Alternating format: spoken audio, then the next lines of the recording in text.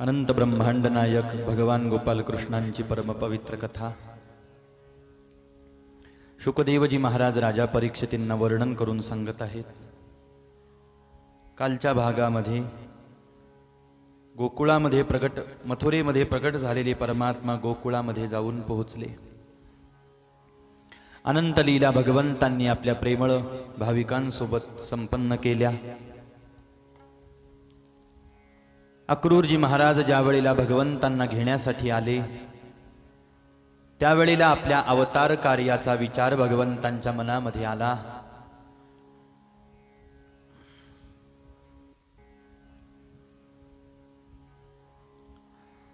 अक्रूरजी महाराजांसोबत भगवंत मथुरेमध्ये आले।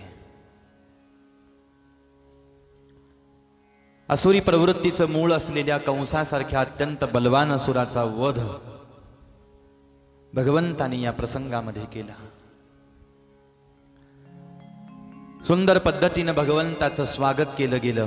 सत्कार समारंभ संपन्न झाला। भव्य दिव्य मिरवणूक भगवंताची काढली गेली।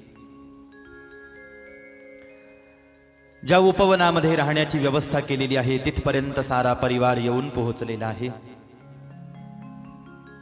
नंद बाबांच्या आदेशाने साऱ्यांनी यशोदाई साहेबांनी पाठवलेला प्रसाद शिदोरी सेवन केलेली आहे। शिदोरी सेवन करून झाल्यानंतर गर्गाचार्यजी महाराज त्या ठिकाणी आले। भगवंताच्याच लीलेचा असा परिणाम झाला की गर्गाचार्यजी महाराजांच्या मुखातून नंद बाबांच्या कानावर हे वाक्य जाऊन पडलं की कृष्ण तुमचा पुत्र नाही, वसुदेव देवकीचा पुत्र आहे। याचं अत्यंत दुःख नंद बाबांना झालं। कृष्ण बलरामांना आणि साऱ्या गोपाळांना आपल्या सोबत घेऊन गोकुळाकडे लवकरात लवकर जाण्याचा आग्रह नंद बाबा करायला लागले। भगवंतानी नंद बाबांना सावरलं।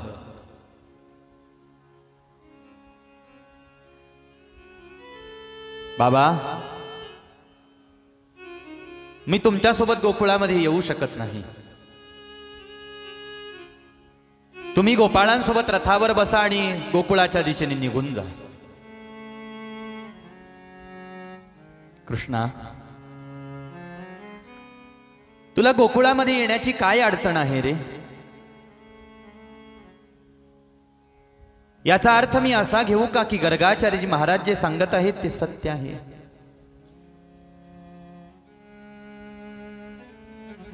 बाबा, मी कंसासारख्या अत्यंत बलवान असुराचा वध केलेला आहे। कंसाचे अनेक असुर मित्र आहेत जे मला मारण्यासाठी, माझी हत्या करण्यासाठी, माझ्यावर आक्रमण केल्याशिवाय राहणार नाहीत। माझी इच्छा नाही की गोकुळासारख्या परमपवित्र भूमीवरती असुराच्या रक्ताचा सडा पडावा। तुम्ही रथावर विराजमान व्हा आणि गोकुळाकडे निघून जा। माझी चिंता करू नका। तुमचा आशीर्वाद आहे ना माझ्यासोबत? आईचा आशीर्वाद आहे ना बाबा माझ्यासोबत? शिवाय मी मथुरेमध्ये एकटा थोडीच आहे। बलराम दादा सुद्धा माझ्यासोबत मथुरेमध्ये आहे। बाबा, फार विचार करत बसू नका। माझं म्हणणं ऐका, रथावर बसा।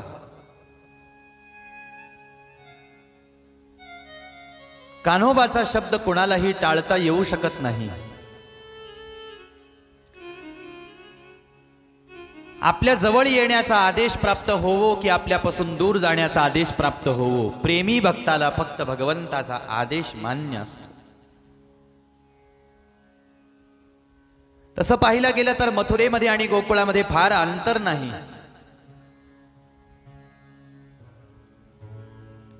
पण गोकुळ सोडून गेल्यानंतर, वृंदावन सोडून गेल्यानंतर ना गोपिका भगवंतांना भेटायला मथुरेमध्ये आल्या, ना भगवंत गोकुळामध्ये वृंदावनामध्ये गोपिकांना भेटण्यासाठी गेले। 。 . 。 . 。 . . . 。 . . . . . 。 . 。 . . . 。 . . 。 . 。 . . 。 . 。 . 。 . 。 . 。 . 。 . 。 . 。 . 。 . 。 . 。 . . 。 . 。 . 。 . ज्यावेळेला उद्धव आणि गोपी यांची भेट झाली त्यावेळेला या भेटीच्या प्रसंगामध्ये एक प्रश्न उद्धवजी महाराजांनी विचारला, इतकंच प्रेम जर का कान्होबावरती तुमचं आहे, भगवंतावरती तुमचं आहे, तर वृंदावनापासून मथुरा अशी कितीक लांब आहे? फार अंतर नाही मथुरेचं आणि वृंदावनाचं. मग तुम्ही हा मान की कृष्णानी भगवंतानी गोकुळामध्ये यावं, हा मान तुम्ही धरून ठेवण्याची काय आवश्यकता आहे? तुमचं प्रेम आहे असं तुम्ही म्हणत आहात, तुम्हाला आठवण येते आहे असं तुम्ही म्हणत आहात, मग तुम्ही देवाला भेटायला गोकुळात मथुरेमध्ये काय येत नाही? कृष्णानी आमच्याकडे भेटीसाठी यावं हा आमचा मान नाही, यावं ही आमच्या प्रेमाची अपेक्षा आहे, ती रास्त आहे, पण हा आमचा मान नाही. जायला तर आम्हीही मथुरेमध्ये जाऊ शकतो आणि त्यालाही इकडे बोलावण्याचा हट्ट करू शकतो, पण आम्हाला दोन्हीही करायचं नाही. का करायचं नाही? आमचा त्याग करून जर का तो आनंदामध्ये सुखामध्ये राहू शकतो तर त्याच्या सुखामध्ये आम्ही सुखी आहोत. तत्सुखे सुखित्व. प्रेम भक्तीचं लक्षण सांगत असताना स्वामीच्या प्रसन्नतेमध्ये सेवकांनी प्रसन्नता मानायला पाहिजे.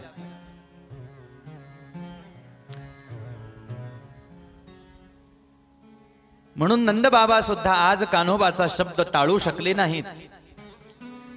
रथावर बसले गोपाळांसोबत. गोकुळाच्या दिशेने नंदबाबांचा रथ येऊन पोहोचला. क्षमा याचना केली गर्गाचार्यजी महाराजांनी. भगवंतानी गर्गाचार्यजी महाराजांना क्षमा केली,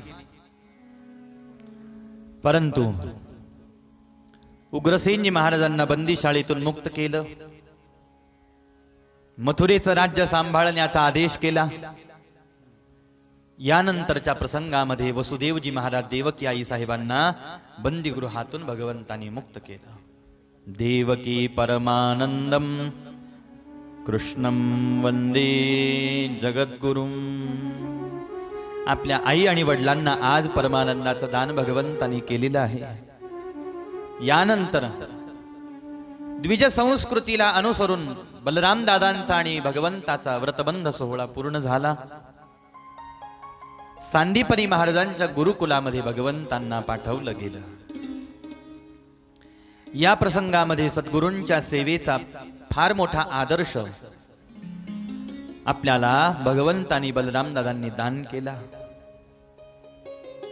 निमित्त मात्राला भगवंत विद्यार्जन करण्यासाठी गेलेले आहेत.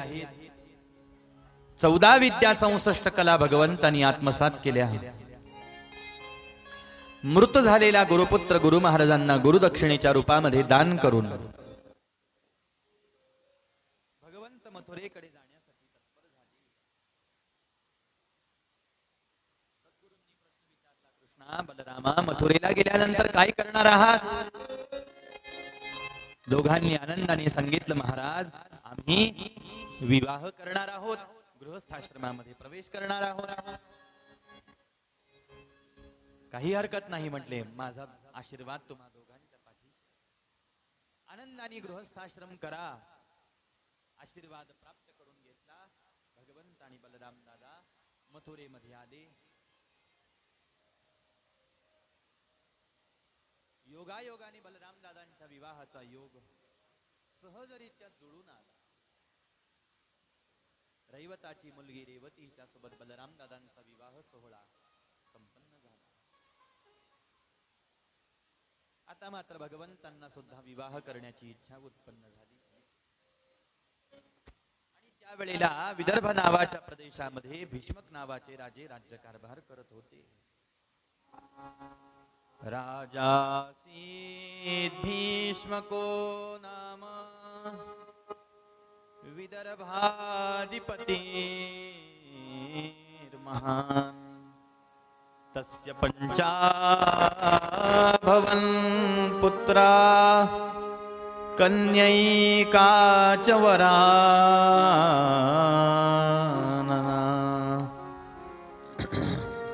या भीष्मक राजांना 5 पुत्र होते आणि 1 कन्या होती, जिचं नाव रुक्मिणी असं आहे. रुक्मिणी उपवर झाली, तिच्या विवाहाची चर्चा घरामध्ये सुरू झाली. भीष्मक राजांनी आपला मानस आपल्या लेकरांसमोर व्यक्त केला की मला असं वाटतं आपल्या कन्येचं दान आपण द्वारकेच्या राजा गोपालकृष्णांना करावं. फार सुंदर जोडा आहे, एकमेकांना दोघही जण शोभून दिसतील. आणि नुसता शोभेचा विषय नाही, मला निश्चित खात्री आहे की आपली कन्या म्हणजे तुमची बहीण. लेकरांनो, आपण जर का द्वारकेच्या राजा गोपालकृष्णांना दान केली तर माझी कन्या आणि तुमची बहीण रुक्मिणी ही जीवनभर सुखामध्ये आनंदामध्ये राहील, तिला कोणत्याच गोष्टीची कमतरता पडणार नाही. ही गोष्ट रुक्मिणी आई साहेबांनी ज्या वेळेला ऐकली त्यावेळेला रुक्मिणी आई साहेबांना सुद्धा मनोमन या गोष्टीचा परमानंद वाटायला लागला. पण एवढ्या वेळामध्ये रुक्मी नावाचा जो भाऊ आहे त्या भावानी या विवाह समारंभासाठी, या विवाह संबंधासाठी विरोध केला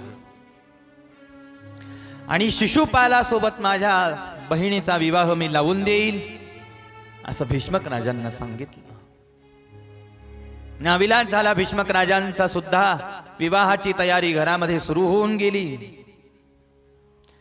रुक्मिणी आई साहेबांना राहावलं जात नव्हतं. इकडं मात्र भगवंत सुद्धा विवाहाच्या विचाराने उपयुक्त जी तयारी आहे ती संपन्न करायला लागले, ज्यामध्ये भगवंतांनी प्रथमतः विश्वकर्मा भगवंतांना पाचारण करून समुद्रामध्ये सुवर्णाची नगरी निर्माण करून घेतली, जिला आपण द्वारका असं म्हणतो. साऱ्या आपल्या निज परिवाराला घेऊन भगवंत द्वारकेमध्ये राहण्यासाठी जाऊन पोहोचले.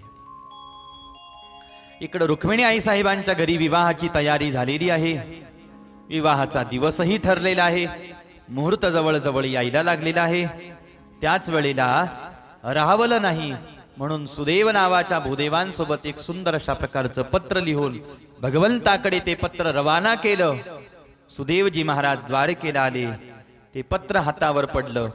पत्राची घडी उकलून पत्र वाचायला लागले. त्यावेळेला रुक्मिणी आई साहेब भगवंतांना लिहितात, हे हरी, श्रुत्वा गुणान भुवन सुंदर शृण्वतान्ते निर्विश्य कर्ण विवरै हरतो गतापम रूपं दृशा दृशिमता मखिलार्थलाभं त्वय्यच्युता विशति चित्रमपत्रपं मे. हे त्रिभुवन सुंदरा, मी आपल्या चरणांची दासी रुक्मिणी तुम्हाला वारंवार नमस्कार करते, वंदन करते आहे.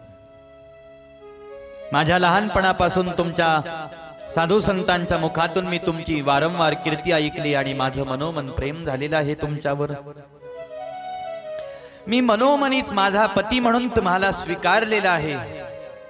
परंतु माझा विवाह बळजबरी शिशुपालासोबत लावण्यात येतो आहे. मला शिशुपालासोबत विवाह करायची इच्छा नाही.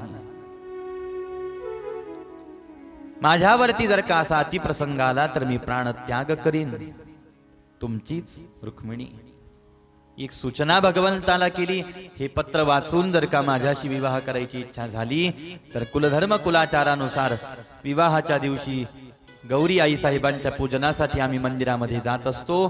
तुम्ही तिथं या, मला पळवून न्या.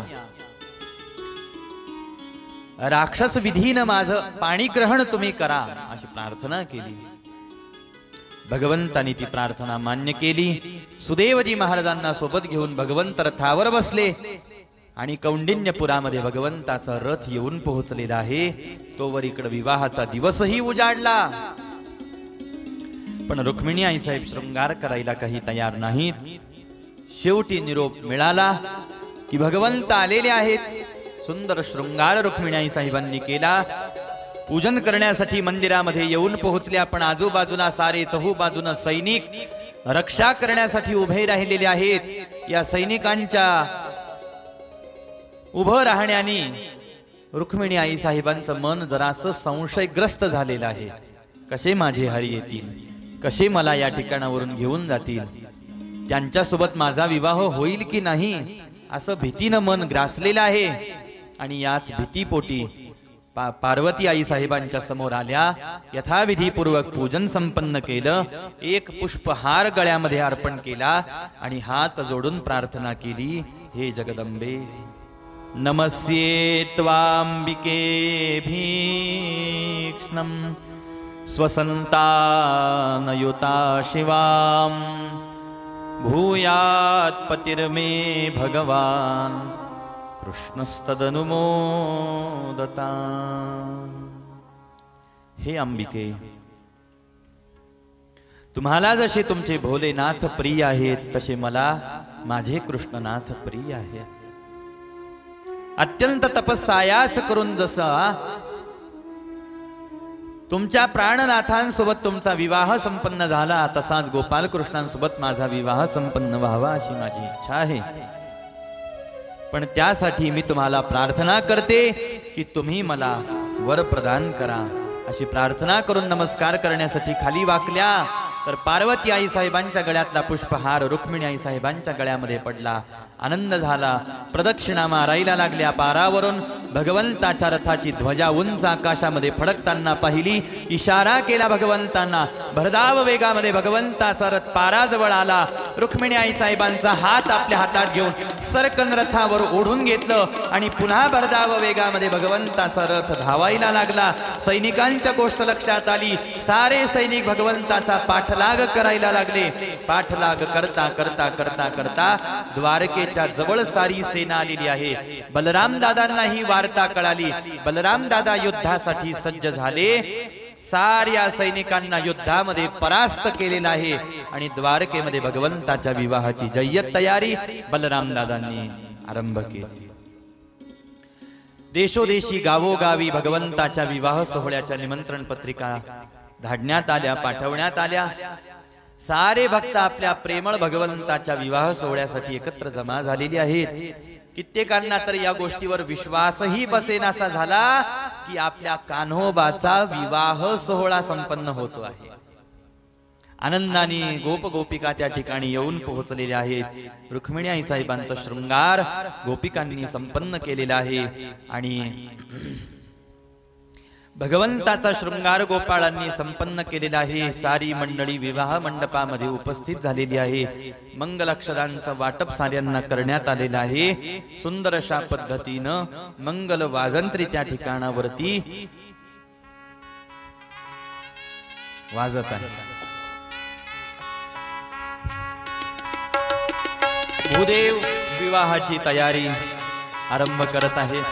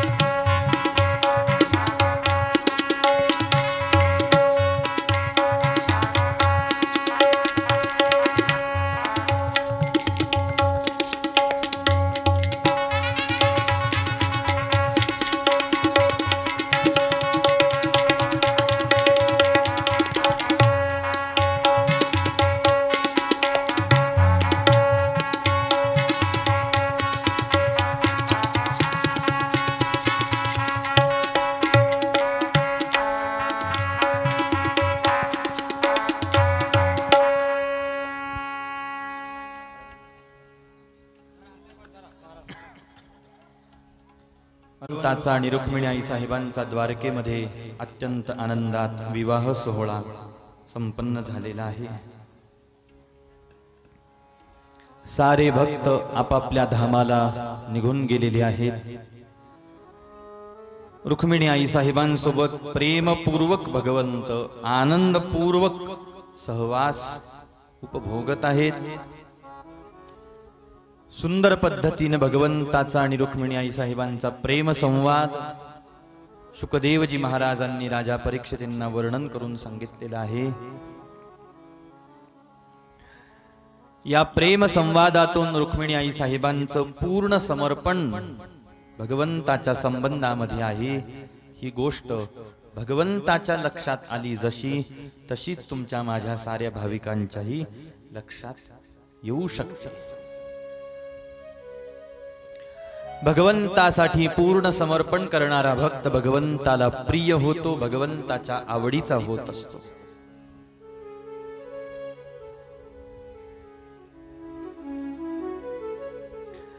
आपण स्वतः आणि आपल्या जवळचं सारं काही हे माझ्या भगवंताचं आहे ही भावना आपल्या मनामध्ये असली पाहिजे।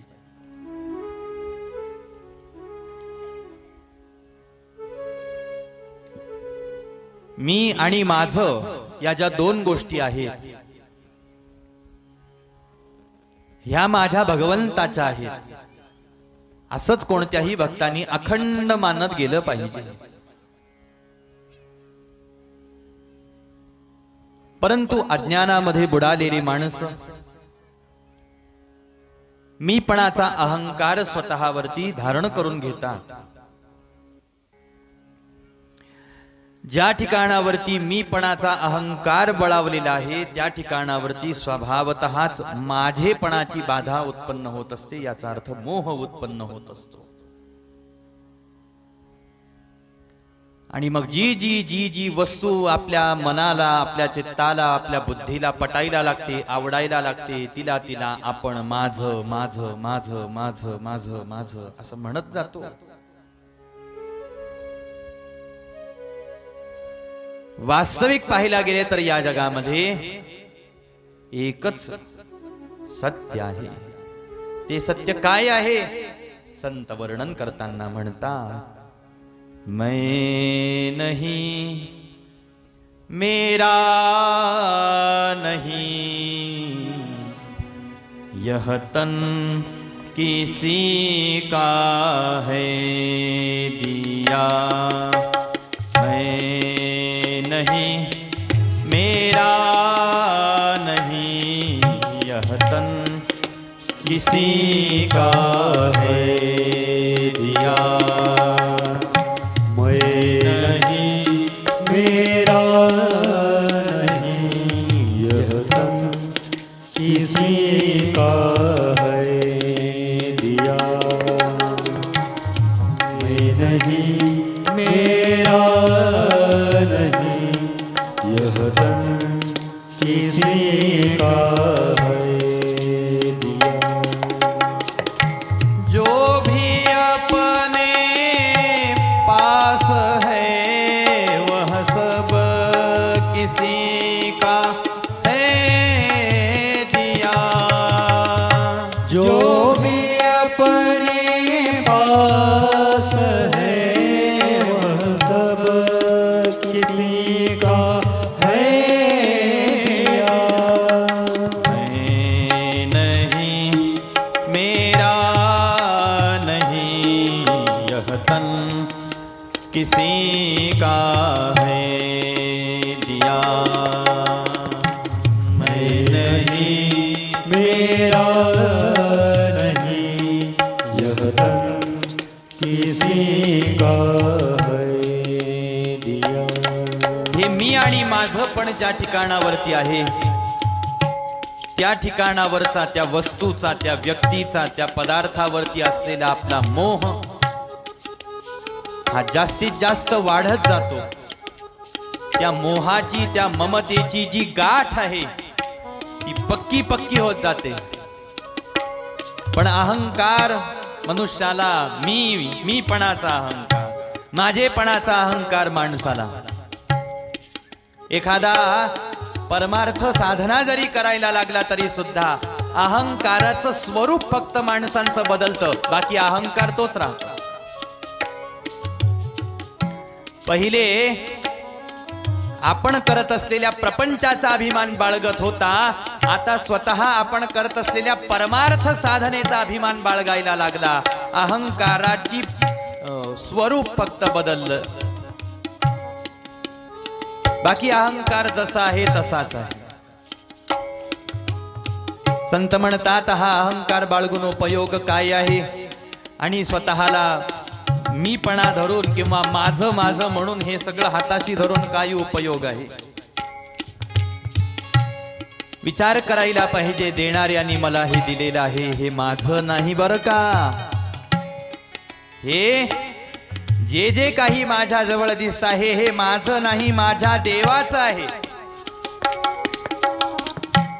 ज्याचं आहे त्याच्या सेवेमध्ये ते खर्च करता आलं पाहिजे, आणि त्याच विचारांनी देणाऱ्यांनी आपल्याला दिलेलं असतं. आई वडील लेकराला सांभाळतात, लहानाचं मोठं करतात, त्याचे सगळे लाड पुरवतात. त्यांची भावना काय असते, आज आम्ही आमच्या लेकरांचं केलं तर म्हातारपणात ही लेकरं आमचं करतील ना. आज आम्ही यांना खाऊ घातलं तर हे आम्हाला खाऊ घालतील. आज आम्ही यांना पोसलं तर हे आम्हाला म्हातारपणात पोसतील की नाही. बरं, त्यांचं हे काही वाईट नाही. तसं भगवंताचं आहे. एखाद्या भक्तानी देवाकडे धन मागितलं, भगवंत त्याला धन देतात. घरदार मागितलं, घरदार देतात. सन्मान पद प्रतिष्ठा मागितली, सारं काही भगवंत दान करत असतात. पण देतात कशासाठी? देत असताना भगवंत हे सांगतात, बाबा रे जीवा, मी तुला हे सगळं देतो आहे, पण हे सगळं माझ्या सेवेमध्ये तू वापरशील का? आता कोणी म्हणेल असा प्रसंग तर कधी आलाच नाही ना, आम्ही देवाशी बोललो ना, देव आमच्याशी बोलले. अहो, हे जन्माला आल्यानंतरचा विषय चाललेला नाही. आईच्या उदरात होतो त्यावेळेलाच हा देवाचा आणि त्या जीवाचा संवाद झालेला आहे. त्यावेळेला तुम्ही मी सगळे छाती ठोकून देवाला सांगत होतो, मी भक्ती करेन, मी परमार्थ करेन, मी तुझी सेवा करेन, तू दिलेलं हे शरीर तुझ्या सेवेमध्ये खर्च करेन. सोहम सोहम सोहमचा जप तुमचा माझा आईच्या उदरामध्ये चाललेला असतो. कारण काय? गर्भाच्या यातना सहन कराव्या लागतात ना. मग त्यावेळेला यातनेमध्ये मती अशी ठिकाणावर आलेली असते. जसे जन्माला येतो, देवाला काय वचन दिलेलं आहे काय नाही त्याचा पूर्ण विसर पडतो. माया स्वतःचा कब्जा आपल्यावरती करून टाकते महाराज, आणि मी आणि माझेपणाचा अहंकार वाढतो. आणि मग देवाला असं वाटायला लागतं, अरे मी कोणत्या विचारांनी याला दिलं, आणि याने देने वाले ने दिया वह भी दिया किसी शान से. देने वाले ने दिया वह भी दिया किसी शान से. मेरा है यह लेने वाला, कहे उठा अभिमान से. मेरा है यह लेने वाला, कहे उठा अभिमान से. मेरा है यह कहने वाला, मन किसी का है दिया मैं नहीं, मेरा नहीं यह तन किसी का है दिया मैं नहीं, मेरा नहीं यह तन किसी का है. आता देवाची सेवा कर म्हटलं एखाद्याला, तो म्हणतो नाही, मी का करू देवाची सेवा, काय भेटणार आहे मला भगवंताची सेवा करून, असं तो जीव म्हणायला लागतो. शरीर माझं आहे, पतिराज माझे, धर्मपत्नी माझी, लेकर बाळ माझे, घरदार माझं, धनसंपत्ती माझी, कमवतो मी, काबाड कष्ट करतो मी, रक्ताचं पाणी करतो मी, आणि द्यायचं देवाला. वा रे वा, हा कुठला न्याय. पण एक गोष्ट विसरतो बर का मनुष्य, करताना जरी आपलं शरीर दिसत असलं, करताना जरी हे सगळं मी करतो आहे असं आपल्याला अहंकाराने अज्ञानाने वाटत असलं तरी सुद्धा चैतन्य शक्ती जोपर्यंत आपल्याला सहकार्य करत नाही तोपर्यंत आपल्याला काही करता येत नसतं बर का. आणि माझ्या स्वतःच्या कर्तेपणाचाच माणसाला जर का अहंकार असेल ना, तर मेलेल्या माणसाला म्हणावं, बाबा रे फार अहंकार, फार गर्व होता तुला तुझ्या ताकदीवर, पापणी उचलून दाखव स्वतःची बर का, येईल उचलता का नाही उचलता येणार. अरे ज्या चैतन्य शक्तीच्या, ज्या आत्मारामाच्या शक्तीवरती तो एवढा गुरगुर करत होता ना, चैतन्य शक्ती शरीराच्या बाहेर निघून गेली.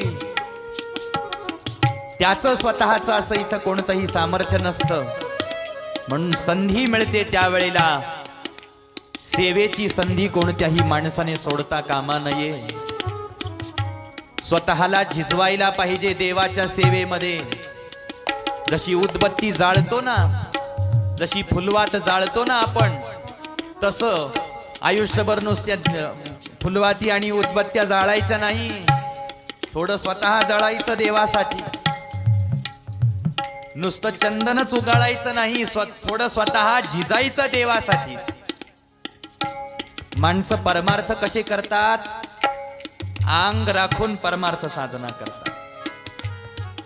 परमार्थ तर करायचा, पण आपल्या संसाराला तीळ मात्र झळ लागू द्यायची नाही, एवढे हुशार माणसं महाराज.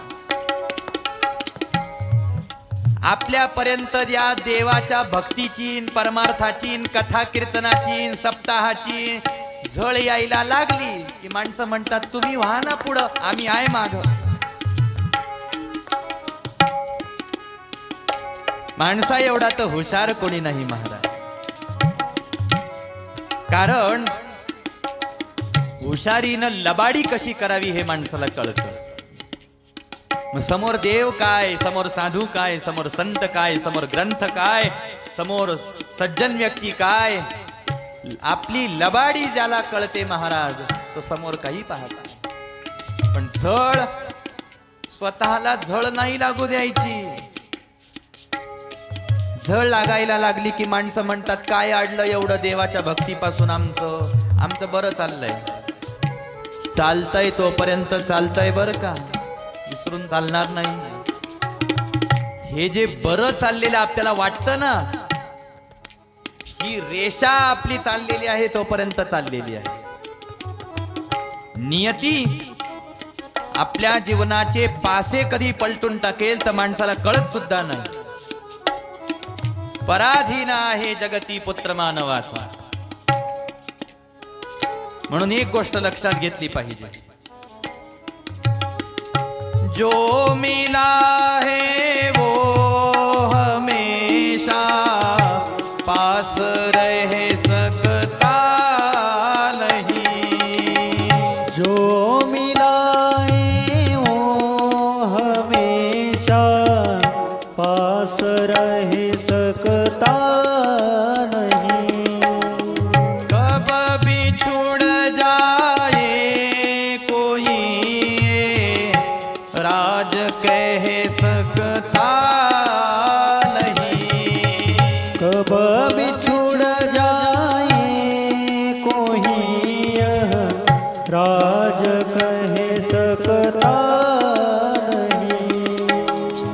जिंदगानी का खिला मधुबन किसी का है दिया मैं नहीं, मेरा नहीं यह तन किसी का है. जो मिला है वो हमेशा पास रह सकता नहीं.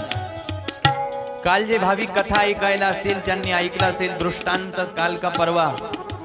मधाचं पोळं असतं, मधमाशी एवढी कष्ट करून ते जमा करते, तो चोर येतो, जो कोणी मध घेणारा असतो म्हणजे आपल्यासारखे माणसं धूर करतात, ते माशांना उडवून लावतात आणि त्यानं कष्टानं कमवलेलं ते घेऊन जातात मधाचं पोळं. त्यांच्या हाती काय लागलं?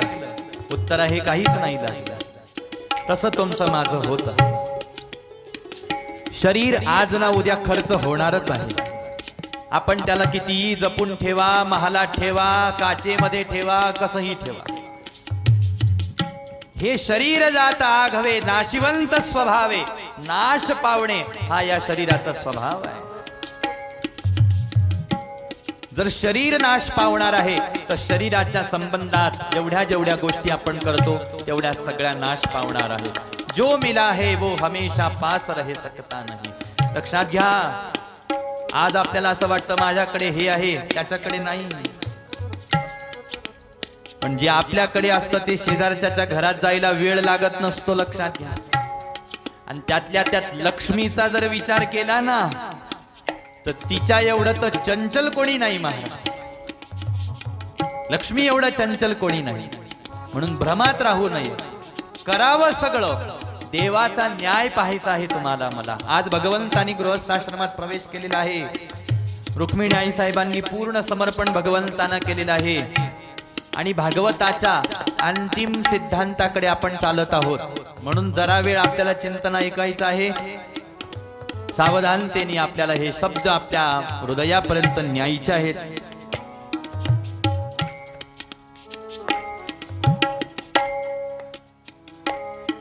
म्हणून हा भ्रम असतो मनुष्याला, त्या भ्रमामध्ये राहता कामा नये. जो मिला है वो हमेशा पास रह सकता नहीं. कब बिछुड़ जाए कोई यह राज कह सकता नहीं. आहे आपला आनंदात जीवन चाललेलं आहे, याला कारण भगवंताची कृपा आपल्या परिवारावरती आहे. हे आपण मानावं. परिवारातल्या सदस्यांना सांगत राहावं, सांगत राहावं, सांगत राहावं. कोणी एखादा म्हटला भाविक महाराज आम्ही सांगतो पण ते ऐकतच नाही. नका ऐकू देऊ, सांगणं आपलं काम असतं. नका ऐकू देऊ, सांगणं काम आहे. सांगणं. आज ज्ञानोबारायांनी संजीवन समाधी घेऊन 700-725 वर्षांचा काळ निघून जातो आहे. सांगणं बंद झालं का? 5,500 वर्षांचा, 6,000 वर्षांचा काळ गेला. श्रीमद भगवद्गीता अर्जुनाला भगवंतांनी सांगितली. सांगणं बंद झालं नाही महाराज. सृष्टीच्या आरंभापासून सांगणं आणि ऐकणं चाललेलं आहे. किती लोक सुधारले, किती माणसं सुधारले. अहो 7 दिवसाची भागवत कथा ऐकून आणि भागवत कथेचे शब्द ऐकून उभा संसार माणसाने सोडला पाहिजे. एवढी विरक्ती, एवढं ज्ञान आणि एवढी भक्ती अंतःकरणामध्ये प्रज्वलित झाली पाहिजे. होते का? पण एवढे लवकर पेटायला आपण थोडी कापूर आहोत महाराज. जळणारे अनेक पदार्थ आहे. गौरी सुद्धा जाळण्याच्या कामात येते, कापूरही जाळण्याच्या कामात येतो, लाकडही जाळण्याच्या कामात येतात. पण ओला असेल तर ते लाकूड पेटतं का? त्यातल्या त्यात गौरी, शेणाची गौरी पेटते पण थोडा वेळ घेते. तसे काही काही भक्त असतात, ते पेटतात परमार्थ साधना करण्यासाठी पण थोडे हळू हळू हळू हळू. आणि हळूहळू पेटण्यासाठी सुद्धा तेवढा अखंड सत्संग जर त्यांनी केला तर नसता. वर्षातून एकदा सत्संग, बापरे कसं होईल बरं? वर्षातून एकदा भागवत कथेसारखी कथा वर्षातून एकदाच नाही नाही नाही नाही. सदा सेव्या श्रीमद भागवती कथा. त्याच्यासाठी सत्संगाचा जोर हा अविरत असला पाहिजे. आणि काही भक्त कापुराचे वाती उजळली ज्योती ठाईची समाप्ती झाली जैशी. मोक्ष रेखे आला भाग्य विनटला साधूचा अंकिला. हरिभक्त. अहो 7 दिवसाची भागवत कथा खूप झाली महाराज. परमार्थ अंतःकरणामध्ये रुजण्यासाठी वक्त्याच्या सुद्धा आणि श्रोत्याच्या सुद्धा. पण रुजत नाही याला कारण काय? आपण वर्षभर फक्त 7च दिवस बसून कथा ऐकतो, बाकीचे दिवस आपण काय करतो याला उत्तर आहे आपण बाकीचे दिवस प्रपंच कर्म करतो आणि 7च दिवस परमार्थ करतो. हे नाही चालणार बर का. एक गोष्ट मनामध्ये येत होती, 2 दिवस झाले पण चिंतनाच्या ओघामध्ये बोलणं झालं नाही. भागवतासाठी श्रोते पाहिजे असतील तर कसे श्रोते पाहिजे? 365 दिवस गाथा पारायण, 365 दिवस नाथ भागवताचं वाचन, 365 दिवस ज्ञानेश्वरीचं वाचन, मनन, चिंतन ज्यांचं चाललेलं आहे आणि गुरुमुखातून त्याचे सिद्धांत जे श्रवण करत आहेत ते वर्षातून एकदा 7 दिवस भागवत कथा ऐकण्याचे शुद्ध अधिकारी होऊ शकतात. कोणी म्हणेल मग बाकीचे? आम्हाला तर सांगितलं या रे लहान थोर, याती भलती नारी नर. साऱ्यांनी या म्हणतात, बंधन कोणालाच नाही महाराज. पण श्रवणात आलेलं ज्ञान हे अंतःकरणामध्ये जाऊन कृतीमध्ये यावं, इथपर्यंतची आपली वर्षभराची साधना फार महत्वाची असते. सगळं नुसतं शाळेत जाऊनच झालं असतं. तुमचे सगळ्यांचे लेकरं शाळेत जाता का हो? जात असतील तर हो म्हणा. शाळेत जाऊन अभ्यास करतात ना, तरी सुद्धा त्यांच्या वर्गातले शिक्षक त्यांना होमवर्क देत असतील ना? देतात का? कशाला देतात? मग त्यांना जाऊन म्हणा तुम्हाला होमवर्कच द्यायचा होता तर शाळेत कशाला घातलं? ते म्हणतील बाबा रे, शाळेत फक्त धडे दिले जातात, त्याचं रिव्हिजन, त्याची आवृत्ती ही घरी जाऊन करायची असते. तसंच या सप्ताहाचं असतं बरं का. वर्षातून 7 दिवस फक्त धडे घ्यायला यायचं, घरी जाऊन अभ्यास करायचा. आपण नुसते येतो, नुसते तुमच्याबद्दल म्हणत नाही, तिकडचं सांगतो मी. तुमच्याबद्दल मी म्हणत नाही, तुम्ही भाविक आहात. नसतं तुम्ही म्हणताल झाले आता 7 दिवस झाले, यांना वाटलं शेवटचा अर्धा तास चालू आहे तर मस्त बोलून चालले. तसं नाही बरं का. मी हे सगळं ते हायवेच्या पलीकडचे जे नगर आहेत तिथल्या मंडळीचं सांगतो. आपण कसे हायवेच्या अलीकडे आलो. म्हणून धडे महाराज परमार्थाचे काय करायचं आहे हे सगळे सिद्धांत लक्षात घेऊन एक गोष्ट साध्य करायची आहे. जग की सेवा खोज अपनी, प्रीति उनसे कीजिए. जग की सेवा खोज अपनी, प्रीति उनसे कीजिए. जिंदगी का राज है यह जान कर जी लीजिए.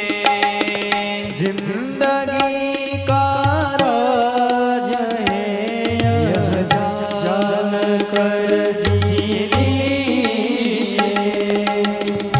साधना की राह पर साधन किसी का है दिया मैं नहीं, मेरा नहीं, यह तन किसी का है दिया मैं नहीं, मेरा नहीं, यह तन किसी का है यह तन किसी का है यह तन किसी का है.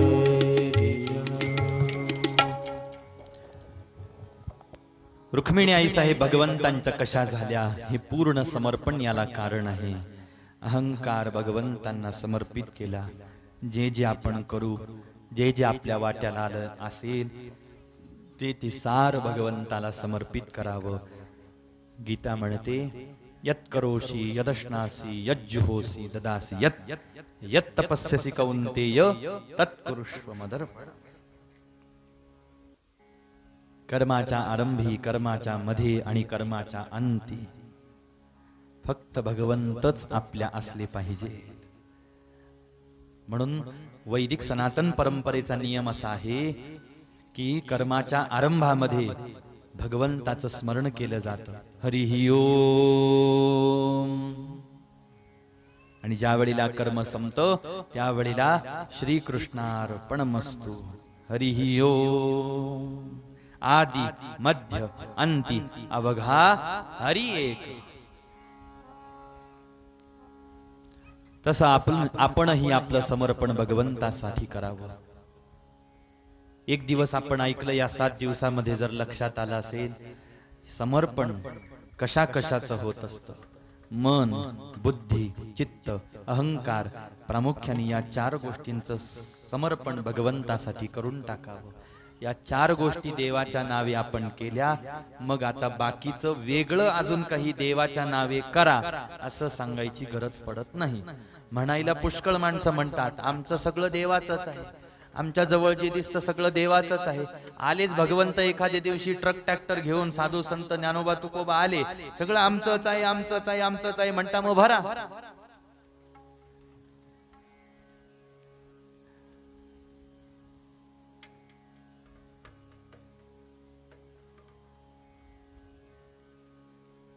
काय ते प्रभु क्या लागे मेरा, तन मन धन सब तुझको अर्पण.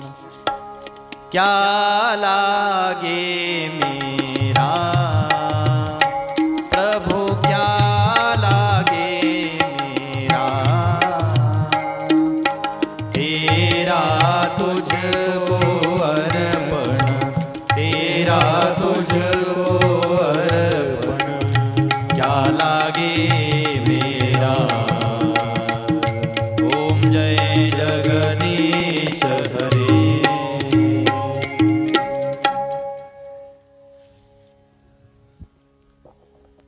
असं नुसतं म्हणायचं नाही, तर भगवंतांना ते सारं समर्पित करायचं, जसं रुक्मिणी आई साहेबांनी केलेलं आहे. एक याच्यातून आपण 2 गोष्टी स्पष्ट करून आपल्या या चर्चेला आपण पूर्ण विराम देणार आहोत. त्या 2 गोष्टी अशा आहेत. एक तर याच्यातून रुक्मिणी आई साहेबांचा भाव प्रकट होतो, आणि 2 देवाच्या गृहस्थाश्रमाचं एक तात्विक दर्शन आपल्याला याच्यातून होत आहे. ते दर्शन असं आहे की हे जे आपण पद ऐकलं, या संतांच्या वाक्यानुसार, पदानुसार, प्रमाणानुसार, सिद्धांतानुसार, गीता भागवताच्या सिद्धांतानुसार, प्रमाणानुसार अशा पद्धतीनं धारणा अंतःकरणामध्ये धरून जर आपण प्रपंच, गृहस्थाश्रम, संसार कर्म करत राहिलो, मी आणि माझेपणाचा दोष आपण आपल्या अंतःकरणावरती, चित्तावरती जर का होऊच दिला नाही, तर आपण ज्या गृहस्थाश्रमामध्ये, ज्या प्रपंच कर्मामध्ये आहोत तिथंच आपला उद्धार होत असतो. याला प्रमाण संत आहे, याला प्रमाण साधू आहे, याला प्रमाण गीता भागवत आहे. फक्त आपण जिथं राहतो तिथं राहायचं कसं एवढंच आपल्याला कळालेलं नसतं, त्याचा विधी आपल्याला कळालेला नसतो.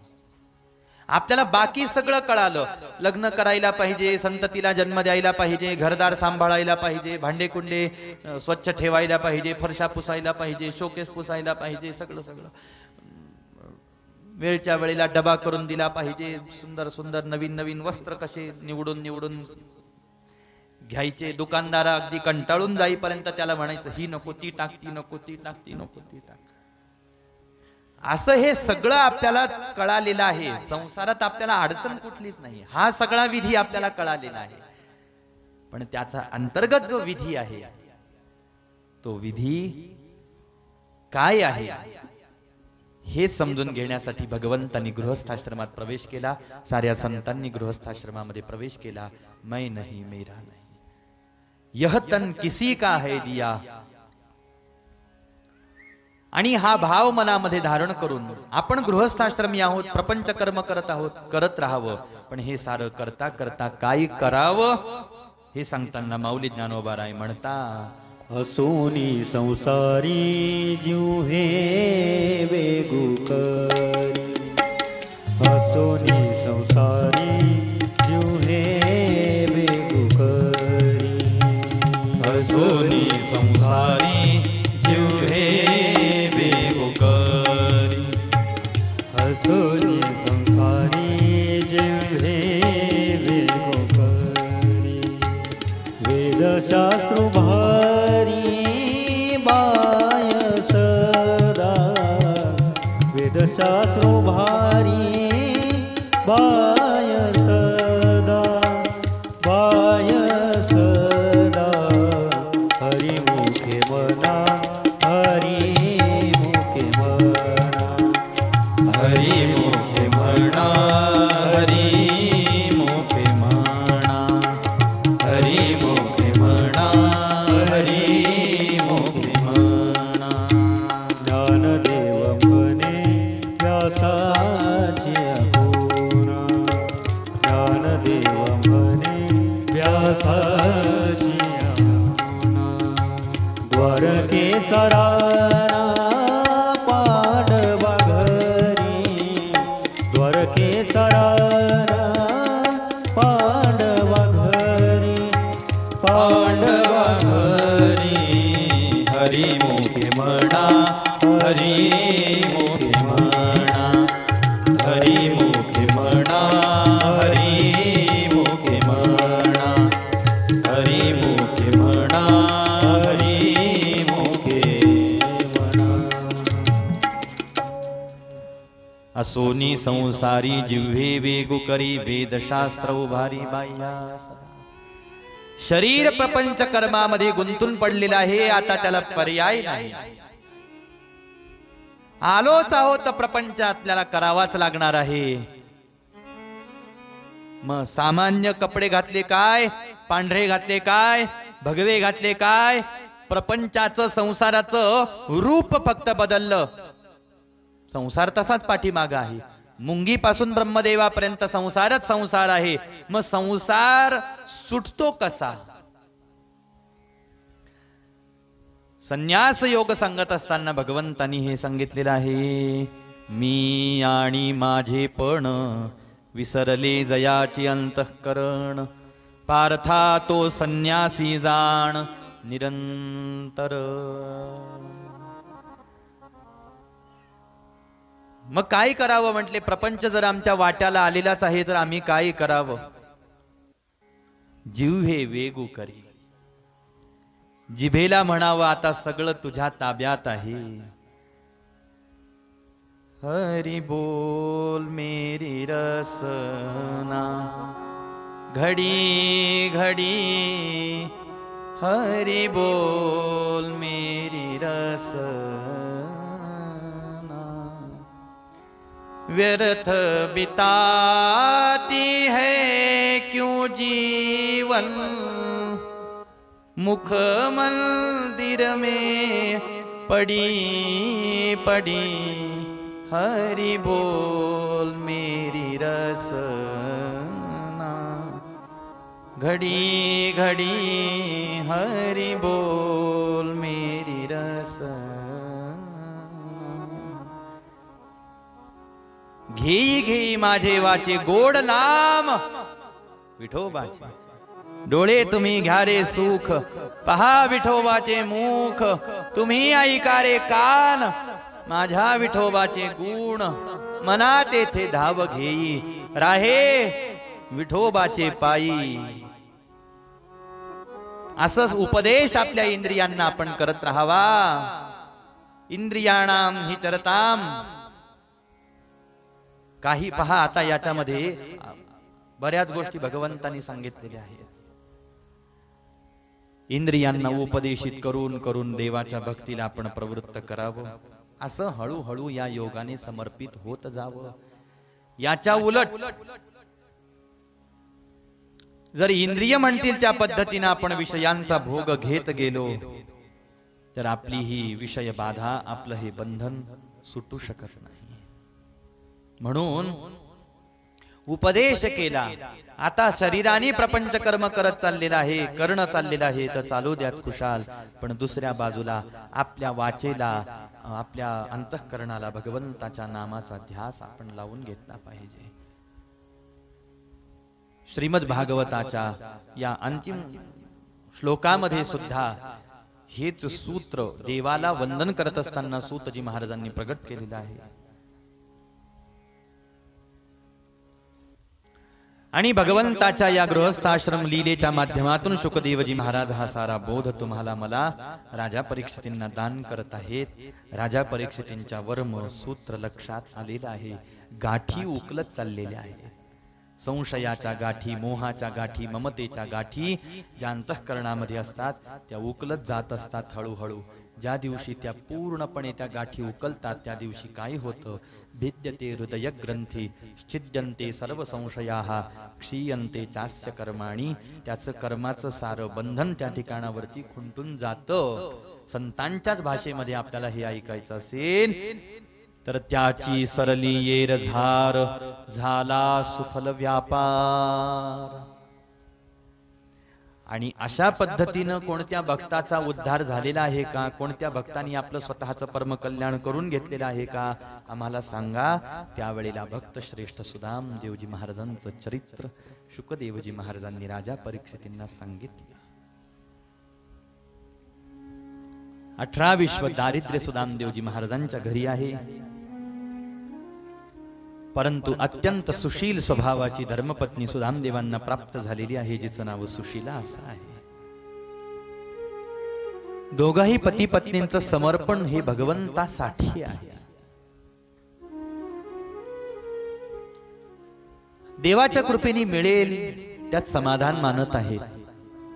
मानावं प्रत्येकाने.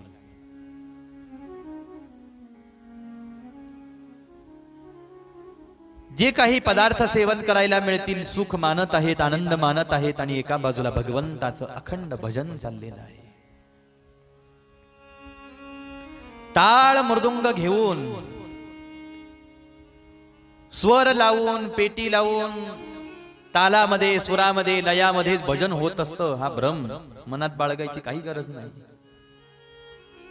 हे भजनाचं स्वरूप नाही. हे सगळं बाह्यांग आहे भजनाचं.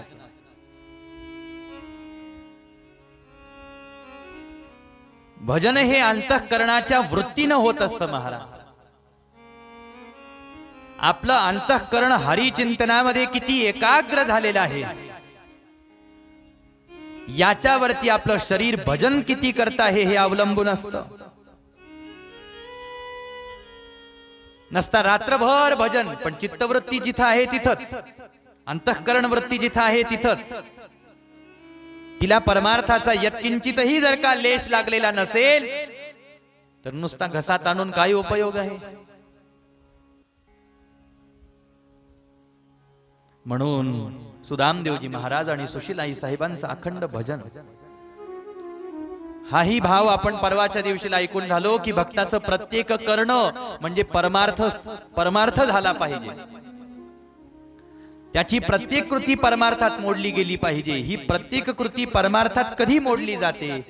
ज्या वेळेला चित्तवृत्ती भगवंताच्या पायाजवळ आहे त्यावेळेला. देह प्रपंचाचा दास सुखे करो काम.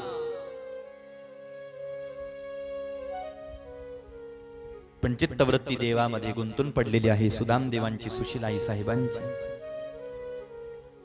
म्हणून देवाला भेटण्याची इच्छा उत्पन्न झालेली आहे अंतःकरणामध्ये. सुशीलाई साहेबांनी प्रेरणा केली की तुम्ही भगवंताच्या भेटीसाठी द्वारकेला जा. द्वारकेला जावं वाटत नव्हतं सुदामदेवजी महाराजांना.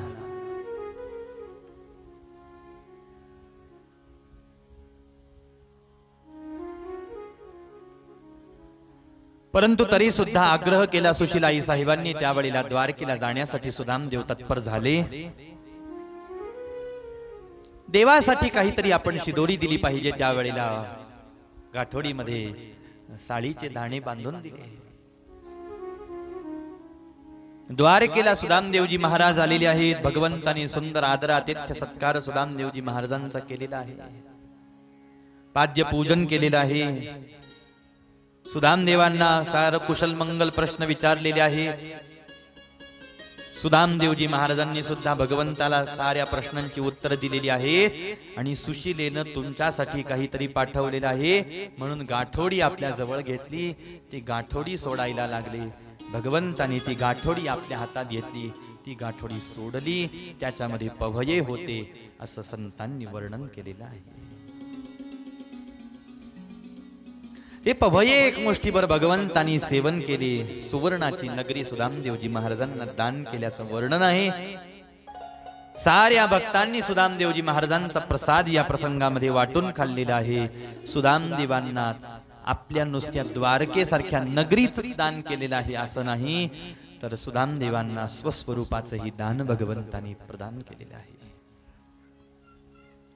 ज्या वेळेला सुदामदेवजी महाराज आपल्या गावी आले त्यावेळेला सुदामदेवजी महाराजांना ही गोष्ट ज्ञात झाली, लक्षात आलेली आहे. श्रीमद भागवताच्या या अंतिम कळसाध्यायामध्ये सुदामदेवजी महाराजांचं हे विस्तृत चरित्र वर्णन करून सांगितलेलं आहे.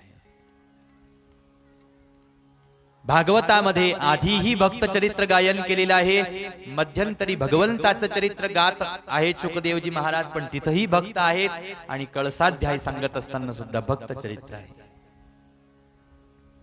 श्रीमद भागवताचे सारे सिद्धांत सुदामदेवजी महाराजांच्या एका चरित्रामध्ये आपल्याला प्राप्त होतात. मूर्तिमंत भक्ती, मूर्तिमंत ज्ञान आणि मूर्तिमंत वैराग्य म्हणजे सुदामदेवजी महाराज. राजा परीक्षितींना सुदामदेवजी महाराजांचं चरित्र विस्तारपूर्वक शुकदेवजी महाराजांनी सांगितलं आणि सांगितलं की राजा भक्त असावा सुदामदेवजी महाराजांसारखा, वैराग्य असावं सुदामदेवजी महाराजांसारखं, निष्ठा असावी सुदामदेवजी महाराजांसारखी, त्याग असावा सुदामदेवांसारखा आणि गुरुवचनाचं पालन असावं सुदामदेवजी महाराजांसारखं. रसाळ चरित्र आहे, रसाळ कथा भाग आहे. भक्ती सिद्ध होण्यासाठीच या भक्ताचं चरित्र वर्णन करून सांगितलं आणि यानंतरच्या प्रसंगामध्ये भगवंताच्या वैकुंठ गमनाचं वर्णन शुकदेवजी महाराजांनी केलेलं आहे. ऋषींच्या मुखाद्वारे आपल्या साऱ्या कुळाला भगवंतांनी शाप लावून घेतला. स्वतःचेच एकमेकांचे स्वजन एकमेकांचे वैरी झाले, एकमेकांना ठार मारण्याचा प्रयत्न करायला लागले, यदू कुळाचा विनाश व्हायला लागला आणि भगवंतां सुद्धा प्रभास नावाच्या क्षेत्रावर जाऊन आपल्या निजधामाची तयारी करायला लागले. भगवंतांना अपेक्षित असं सार कृतकार्य भगवंतांनी संपन्न केलं आणि अश्वत्थ वृक्षाच्या बुंध्याजवळ पद्मासन घालून परमात्मा भगवान गोपाल कृष्ण विराजमान झाले. जाता जाता भगवंतांनी उद्धवजी महाराजांचा विरह दूर करण्याच्या निमित्ताने फार सुंदर तत्वज्ञानाचा उपदेश उद्धवजी महाराजांना दान केलेला आहे. संपूर्ण 11 स्कंद श्रीमद भागवताचा जो की मुक्ती स्कंद म्हणवला गेलेला आहे, ज्याच्यावरती आपल्या नाथ बाबांनी फार सुंदर विस्तृत 18,000 ओव्यांची टीका लिहिलेली आहे. श्रीमद भागवताच्या 12 स्कंदाचे 18,000 श्लोक एका बाजूला आणि नाथ बाबांची फक्त 11 स्कंदावर लिहिलेली 18,000 ओव्यांची टीका एका बाजूला. स्कंद 12, श्लोक संख्या 18,000, इकडं स्कंद संख्या 1, ओवी संख्या 18,000. असं का?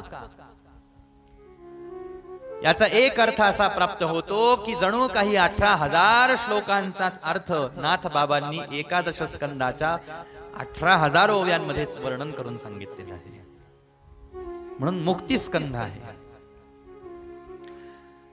तसं पाहिला गेलं तर सविस्तर फक्त 11 स्कंदाचं श्रवण झालं पाहिजे. आता बहुतांश सारे गुरु भगिनी या ठिकाणावरती बसलेले आहेत. बंधू तर नाही, आमचे इकडे बंधू आहेत पण तेवढे नाही. पण मागच्या वर्षीला एक चर्चा झालेली असताना बाबांनी एक गोष्ट, त्यांची एक संकल्प प्रगट केला की म्हटले आता तुम्ही एक करा, भागवतामध्ये जेवढे संवाद आहेत तेवढे संवाद फक्त निवडून काढा. आपण एक काम करू, प्रत्येक सप्ताहात एक भागवता जे संवाद झाले ते निवडू. सूत शौनक संवाद, नारद व्यास संवाद, यानंतर कपिल देवहूती संवाद, यदु अवधूत संवाद, वसुदेव नारद संवाद, जनक राजे आणि नवयोगेश्वर संवाद, यानंतर भगवंत उद्धव संवाद, असे फार संवाद आहेत. हे तर प्रसिद्ध संवाद आहेत. आणि तसंही पाहिला गेलं तर अजून एक दुसरी गोष्ट आहे की एक एक एक एक स्कंध, एका एका स्कंदावर एक एकच सप्ताह करायचा, म्हणजे त्याचं विस्ताराने आपल्याकडून श्रवण होतं, त्याच्यावर मनन चिंतन होतं. दुसरी गोष्ट अशी आहे, नाही जर का अशी आपल्याला व्यवस्था उपलब्ध झाली किंवा अशी संधी किंवा त्या पद्धतीनं योजना कृपा भगवंताची होऊ शकली नाही, तर एक करावं, निवांत वेळेमध्ये आपण या साऱ्या ग्रंथांचं स्वतः वाचन करावं, मनन चिंतन करायला आपल्याला सांगितलेलं आहे. म्हणून अशी सुंदर टीका लिहिली. याला उद्धव गीत असंही म्हटलं गेलेलं आहे. असा सुंदर उपदेश भगवंतांनी निजधामाला जाताना केला. जरा नावाच्या व्याधाकडून बाण भगवंताच्या चरणाला लागलेला आहे आणि सारे भक्त अंतिम लीला भगवंताची एकटक पाहत असताना पाहता पाहता पाहता साऱ्या भक्तांच्या मांदियाळीमधून भगवंत अचानक अंतर्धान पावले. गोपाल कृष्ण भगवान की जय. शुकदेवजी महाराज म्हणतात, राजन, तक्षक नावाचा सर्प निघालेला आहे. आता तो दंश करेल, तुला मृत्यूची भीती वाटते आहे का मला सांग. त्यावेळेला राजे परीक्षिती म्हणतात, महाराज, आता मला मृत्यूची भीती वाटत नाही, कारण मी मरणार नाही हे मला लक्षात आलेलं आहे. मी तर अजन्मा आहे, अमर आहे, नित्य आहे, शाश्वत आहे आणि परमशुद्ध आहे. लक्षात आलं शुकदेवजी महाराजांच्या की माझ्या उपदेशाचं सार राजा परीक्षितींच्या लक्षात आलं. शुकदेवजी महाराज सुद्धा वनाच्या दिशेने निघून गेले. शुकदेव भगवान की जय.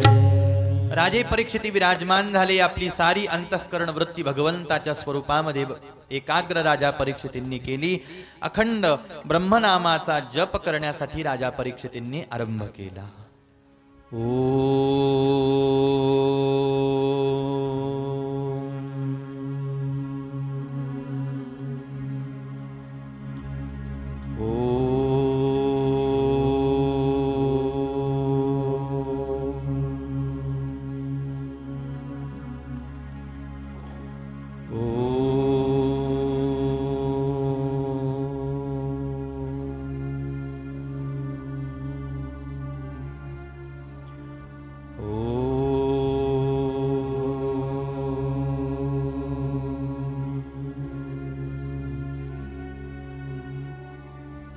तक्षक नावाचा सर्प आला, परीक्षिती नावाच्या देहाला दंश केला. परीक्षिती नावाचा देह जमिनीवरती पडला. छोटीशी ज्योत त्याच्यामधून बाहेर निघाली. ती मोठी होत होत होत होत परमज्योतीमध्ये विलीन झाली. याला म्हणतात कैलास लोकाला, साकेत लोकाला, गोलोकाला, वैकुंठ लोकाला जाणे. नावं जरी वेगवेगळी असली तरी गती एकच आहे, जी राजा परीक्षितींना प्राप्त झाली आणि याला कारण ठरली परमपवित्र श्रीमद भागवत कथा, जी 7 दिवस श्री शुकदेवजी महाराजांच्या मुखातून राजा परीक्षितींनी ऐकली. जी कथा नैमिषारण्यामध्ये सूतजी महाराज 88,000 शौनकादी ऋषींना वर्णन करून सांगत आहेत, तीच कथा तुम्हाला मला श्रवण करण्याची संधी, सौभाग्य भगवंताच्या आणि साधू संतांच्या आपापल्या श्री सद्गुरूंच्या कृपेने आपल्याला या ठिकाणी प्राप्त झालेलं आहे. विगत गेल्या 7 दिवसांपासून आपण हरिकथेचं चिंतन या ठिकाणावरती श्रवण करत आहोत. आपल्या या परिसरातले जे सारे भाविक भक्त आहेत, या भाविक भक्तांच्या सहयोगातून, योगदानातून, पुढाकारामधून प्रतिवर्षी या ठिकाणावरती सप्ताहाचं भव्य दिव्य आयोजन होत असतं. अनेक सारे गुणीजन मंडळी या ठिकाणावरती, परिसरातली सारी मंडळी एकत्र येऊन हा सारा सोहळा सप्ताह संपन्न करत असतात, ज्यामध्ये या वर्षीला ही हरिकथा संपन्न करण्यासाठीची जी संधी आहे ती भगवंतानी मजदासाला, आम्हा परिवाराला प्रदान केली. यामध्ये निमित्त कारण परिसरातले सारे भाविक आहेत. म्हणून प्रथमतः त्या साऱ्यांचे अनेक अनेक धन्यवाद, मी आभार व्यक्त करतो आणि त्यांच्या संबंधामध्ये त्यांच्या प्रति मी अनेक अनेक शतशः ऋण व्यक्त करतो.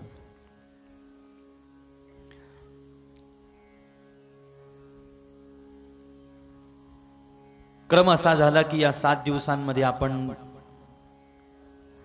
कथानकाच्या पाठीमागचा भाव चिंतन पाहत पाहत पाहत पाहत पुढे गेलो.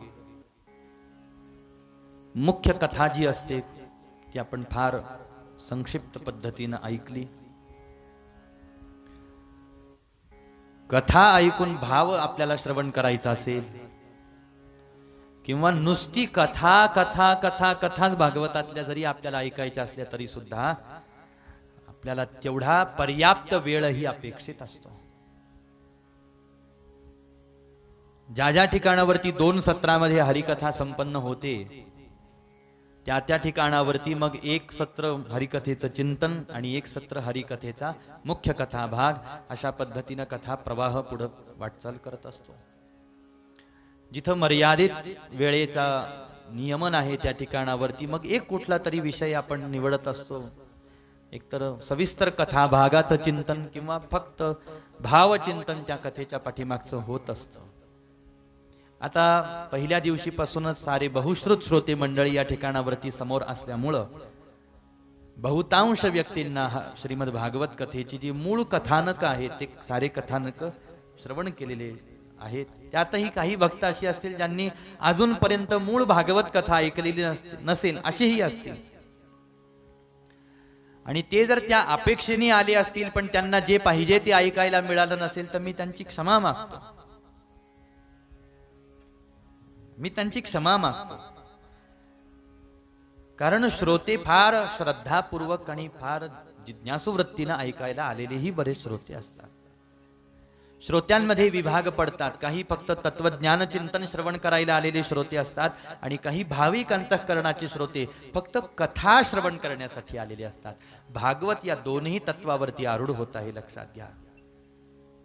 आज सकाळी गीता वाचत असताना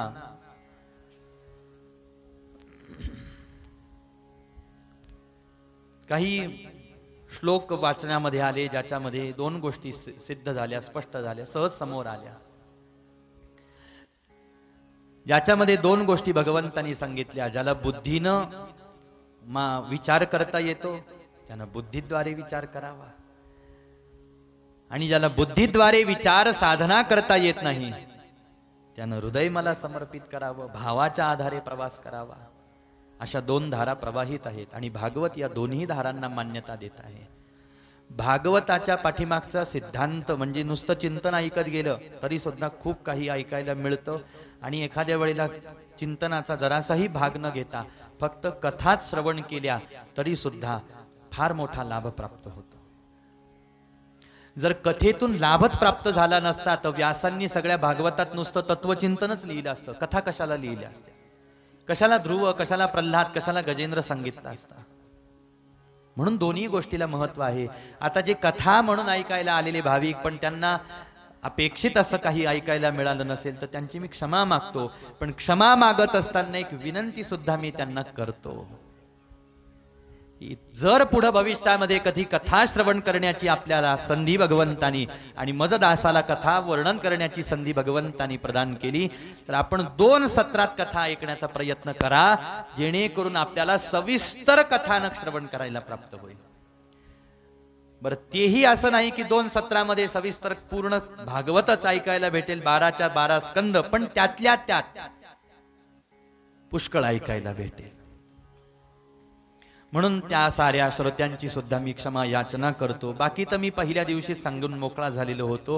व्यासपीठ मला जशी प्रेरणा, गुरु महाराज जशी मला बुद्धी दान करतील, ग्रंथराजाची जशी कृपा होईल त्या पद्धतीनं आपण वाटचाल करू. जो भाव ज्या प्रसंगामध्ये येईल त्या भावाला धरून आपण पुढे चालू